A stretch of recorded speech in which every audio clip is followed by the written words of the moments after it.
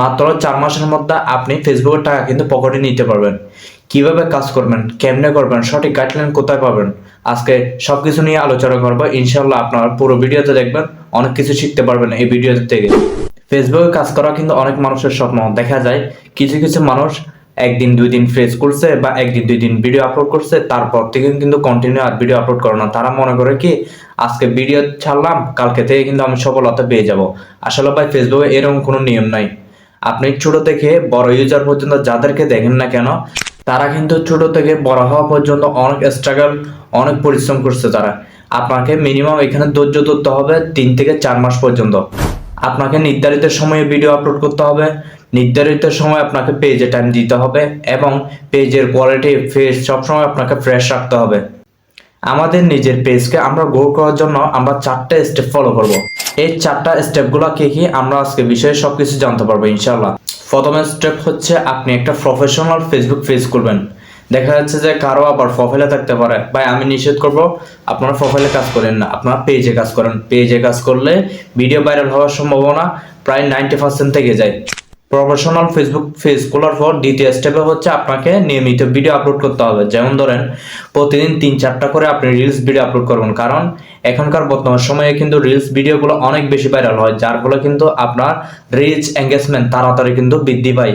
এই reach engagement যদি আপনার ভিডিওতে আপনি ধরে রাখতে পারেন, আপনার ভিডিও যদি কন্টিনিউ আপনি ভিডিও আপলোড করতে পারেন, তাহলে কিন্তু আপনার পেজটা অনেক তাড়াতাড়ি গ্রো করবে। তৃতীয় নম্বর স্টেপে আপনি ফলো করবেন হচ্ছে যার ভিডিও সামনে আসুক না কেন চেষ্টা করবেন প্রত্যেকটা ভিডিওতে গঠনমূলক কমেন্ট করার জন্য। কারণ এখানে যদি আপনি গঠনমূলক কমেন্ট করতে পারেন, আপনার রিচ এঙ্গেজমেন্ট ওইখান থেকে কিন্তু বৃদ্ধি পাবে।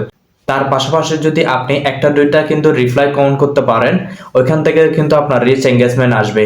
তবে একটা কথা সবসময় মাথা রাখবেন, আপনি অতিরিক্ত কোনো কিছু করতে যাবেন না। যেমন ধরুন অনেকে নতুন নতুন কাজ করে দেখা যাচ্ছে ফলোয়ার থেকে ফলোয়িং কিন্তু বেশি করে ফেলে।